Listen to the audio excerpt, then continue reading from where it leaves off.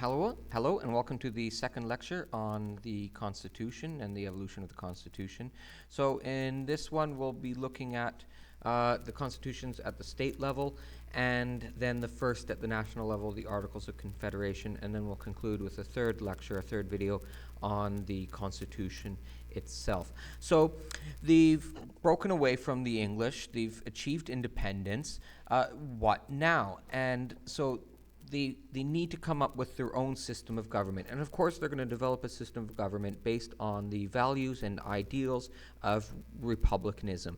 And that begins first at the state level. So the Continental Congress of 1776, the same one that came up with the Declaration of Independence, this called upon each individual state to form their own government based on the ideas of republicanism, a sovereign state, a country. So each one of them will be like their own country, which is why we call it the United States. They are each a state, each a country, united in as one. Now, the Massachusetts Constitution became the first, and it's the oldest constitution in the world. And they are written documents with the power coming from the people, and the Constitution is the supreme law. It's the last sort of law, the fundamental law. Now, they designed these to have weak executives. The executive branch of the government, that's the president or the prime minister or the king, the one who executes laws and makes sure that the laws are being followed. These ones all had a weak one who didn't really have a lot of power or didn't have one at all. If they did have one, it's a person who can cut ribbons and give a speech, but doesn't really have any sway in making decisions. And legislatures are chosen frequently, like every year they would have another vote. And so it's not like today, it's often every 4 years. They would have it quite frequently. The constitutions protected people's rights and just very basic property qualifications. They tried to open up the vote to as many people as possible. And a lot of the state capitals at this time sort of moved west. A good example is Albany, New York. And so that's upriver from New York. So they moved the center of power away from the coast into those western frontiers just a little bit. And as we know, the northern states began the process of freeing the slaves, of a gradual manumission of slaves. So slaves may, over a generation or so, obtain their freedom. Okay, so those are the state constitutions, and each state, they came up with their own constitutions based on Republican ideas. Now, at the same time, the Congress created the Articles of Confederation, which is a national agreement where each of the 13 now states would join in unison, and so they came up with sort of the rules of this one. And it came into effect in 1781. And it would only last 8 years. We'll see it had a lot of problems. Like the state constitutions, it created a weak central authority. Now think where they're coming from. They're coming from a history of a central authority, the king and the Parliament of England, ruling over them as they saw it, as a tyrant. And so they see this as something to move away from. They've lived through this experience. They didn't like this experience, so they purposely created a weak central authority and dispersed power. Power is in each of the individual states. So the Congress, it will not have a lot of power, and they're going to find out maybe that's not necessarily a good thing. So they're switching back and forth. Think like a swing, a child on a swing having fun, going back and forth. Well, they went all the way to one side of a strong executive, and now they want to move all the way back to the other side of a very weak executive, very weak central authority. And they'll realize, hey, that's not all that necessarily good either. And then so the Constitution is a way to sort of correct that problem. Now, before they could ratify it, they had to make an agreement on the lands to the west and what's going to happen there, because different states had different claims to the lands to the west. So let's come back to this. First, let's look at the map. And you have this map in your textbook, map 9.1 in the 15th edition. I'm not so sure about the 16th edition. And you can see who claimed what. This was claimed by Georgia. All the lands to the west, all the way up to the Mississippi. South Carolina, this one. Look at this one here. South Carolina also is sort of claiming this one. We can see down here, Virginia claimed all of this. Virginia said this is all ours. Massachusetts said, this is us here, and then you leapfrog over New York, and hey, this is Massachusetts land over here. Now, something had to happen about this, and they needed to come to some sort of an agreement on this. And when Virginia and New York took the lead of seceding, giving up these claims to the national government, to the Congress, and now so all the land to the west now belongs to the federal government, and they will be able to raise revenue, raise money by selling off of this land. And it's in this land to the west, this issue, that's where the one area where Congress was able to have some success. So once they settled that, okay, lands to the west will belong to the national government, and they can use it to raise money by selling it off. Now they came up with their two successes, and they really go hand in hand: the Land Ordinance Act and the Northwest Territories Act. So this area on the map here, this is the Northwest Territory. The Mississippi River is the boundary to the west, the Ohio River is the boundary to the south, and the Great Lakes is the boundary up into the north. And it was agreed that from this, 3 new states or up to 5 new states would be coming in. And so this is an idea. They're not going to have new colonies to the west. They will have new states. And they came up with a framework whereas new territories could apply to the national government to be admitted as a new state. So they came up with a system of expansion. Now, of course, let's not forget, Native Americans, very much a strong presence within this area. And then surveying it. And you can see here, this is doing a very good job of showing how they surveyed this area. So they would take a sort of a chunk here, and they would map it, and they would divide it up into very sort of straight blocks. And you can see each one of these is 6 miles by 6 miles. And here they are 6 miles. And section 16 was always reserved for school funds. So that's not where the school will be, but the money by selling off that section can be used to building schools in the area. And then you can see one of those square miles is then divided up into further blocks that can be sold off there. So they mapped it out. So that's their one success. And this would continue right up through the entire expansion of the United States on this one. And one very, very important point about the Northwest Ordinance or the Northwest Territories Act: it forbid the use of slave labor in this area. And so now this river, this Ohio River that started it all, with the French and Indian War, this will be the line of freedom for slaves hoping to escape into the north. If you can get over the Ohio, you're into the land of the free and land of the milk and the honey.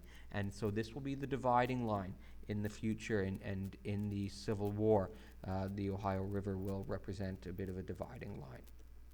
But let's look at where it was weak, okay, and the weaknesses of the Articles of Confederation. They can't tax.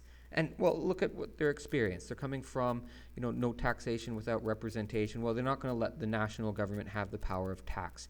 They don't have the power of regulating trade. Now, think about that. So the Carolinas can have their own rules of tariffs that could be different from New York. So there's no uniform trading policy with other countries. They're all equal in the Congress. Each of them gets 1 vote. And you need 9 out of 13 votes to pass any significant legislation. So it's going to be very difficult to pass legislation, and those with large populations like New York and Virginia are going to cry foul. This is not fair. They have more people. Shouldn't they have a bit of a bigger say? They can only have sort of adding to the Constitution if all 13 agree, and you're not going to get all 13 to agree. No executive branch. There is no president at all. There's no court system either. And it's sort of like a club of 13. 13 separate states that have their own interests, their own economic needs, and differing points of view about moving forward. So it's never going to be a uniform body, and it's always going to be a very weak body, which led to its problems. It's the world's ugly duckling. Britain, France, and Spain looked upon them and thought, those fools, this is going to fail. They're going to bicker amongst themselves. They're going to devolve into civil war, and we can be there to pick off the pieces and split them amongst ourselves. And so America really was, in the eyes of the world, the ugly duckling. With Britain said to them, we're not going to trade with you, put up very strong trade barriers, refused to allow trade with the West Indies. That's very much hurt the economies of the United States. And they think, the American merchant class will come begging to Britain, begging to Congress to improve the economic relationship. And Britain's not following up on their promises from the peace agreement. They still have soldiers up in the Northwest, and the U.S., they have not paid back the loyalists as they were supposed to, and Britain's also making peace with the native groups and possibly causing problems on the frontier up in the Pacific Northwest. We'll have a look at the map in a moment regarding that. Now, Spain closed off the Mississippi, wouldn't allow U.S. goods to be shipped through, would not allow them access into the port city of New Orleans at the bottom. And we're also looking at a better relationship with the natives. And there's nothing America can do about this. They don't have the money to raise an army or to fight back in forces like this. And even their ally, France, they're saying, hey, we lent you a lot of money. Where is it? We want it back. And American shipping was being besieged by pirates, and especially in North Africa, which is where they'll have their sort of first war over that and ransom and these sort of issues there. So the map showing, Spain with a lot of influence down here. There's New Orleans. They didn't have access. So, if you're on any side of this side of the Appalachian Mountains, your exit is through the rivers to the Mississippi and down and then out to market. You can't go this way. There's terrible road systems. There's virtually no road system. It's on the rivers, and the Mississippi River in particular. And up here, there's American settlers moving in. Well, the British are allying with the natives up there, and they've got soldiers stationed up there, and this is causing problems for them. And then within the state governments themselves, there were problems. There are economic problems with debt, inflation. They printed a lot of money, so there was, the currency had very much lost its value. Soldiers were looking for their pay. They had not been given the pay that they'd been promised. Small farmers were suffering, because of the economic situation, lack of trade, and lack of money within them. And so there's a lot of sort of have-nots, and we've seen before, like the Bacon Rebellion, the have-nots rebelling. Well, there was a rebellion, Shays Rebellion. You should definitely have a look at that. That's over debt. That's over, I work hard on my farm, and now I'm going to lose my property, lose my farm because of debts, and it's not my fault. And so you're going to get a lot of revolt against this.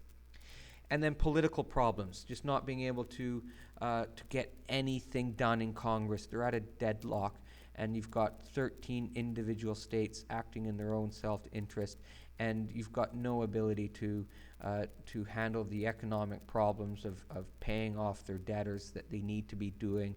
They can't support any kind of army. It was on a volunteer basis. Like New York is supposed to provide funds to Congress, but there's no way to make them. And, if one's not doing it, and they're all not going to do it.